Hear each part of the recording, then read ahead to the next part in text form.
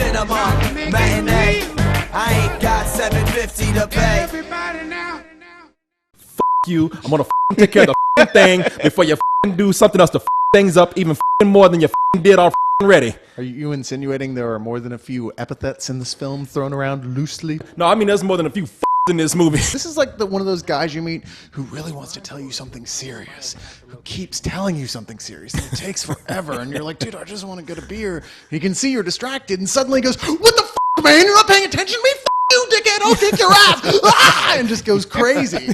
It's a cool cop movie that was clearly dreamed up by Joe Carnahan, who was part of making this movie and coming up with the story. Now, who is and I just want to say, we still haven't introduced what movie this is. Like, but we are talking about. You know, we have the name on the front of the review.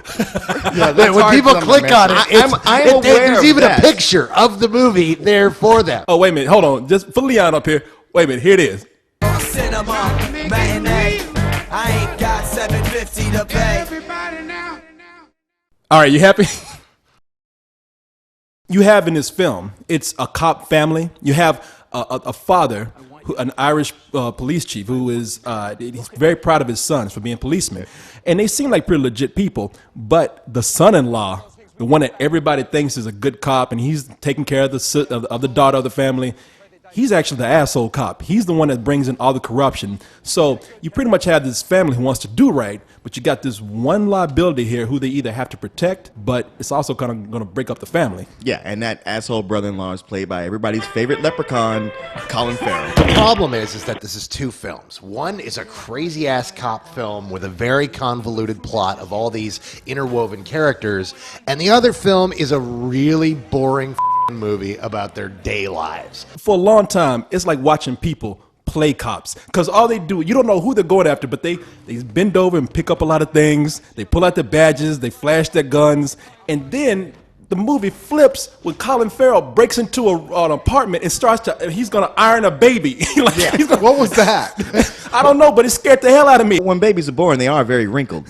I'm just saying. And they could use some starch, too. If it was edited well, you'd get the back and forth to where, like, oh yeah, here's a quiet moment. Now I'm revved up. Now quiet again. Oh, now I see what's going on. That's the problem with this movie, is exactly scenes like that. Because I would have just gone, well, it's a boring, forgettable thing about, cops and corruption. But then it throws in stuff like that makes no sense in the context. They actually expect us at one point to kind of feel sorry for Colin Farrell's character. Well, after watching him try to iron a baby, I'm supposed to feel something for this guy? I don't see the sympathy that you see in that. Really? I 'Cause I thought they were... I didn't feel like the film really made me feel sympathetic for him. I agree with him. Like, I don't think they wanted you to feel sympathetic for him at all. First of all, like I said, he tried to iron a baby. At that moment, it was like, ain't nothing he could do after this to make me feel sorry for him. But then they almost tried to make him sort of a racist a little bit too hard. I mean, like, he's talking to some Mexican that comes to his room. He's like, and the Mexican's like, and he's like, this is kind of get that monkey language off my yard. Yeah, get that monkey language. And I was like, wait a minute, wait, how you gonna rag on him for calling it monkey language? You sit there. If I want to say anything positive about this movie, it made me say something that I haven't said in 10 years. Say it. John Voight was good in this. If Jimmy's gonna box me in, I gotta tell him what I know. We'll take care of him, but we got a hole that needs to get plugged up before it takes down half the department.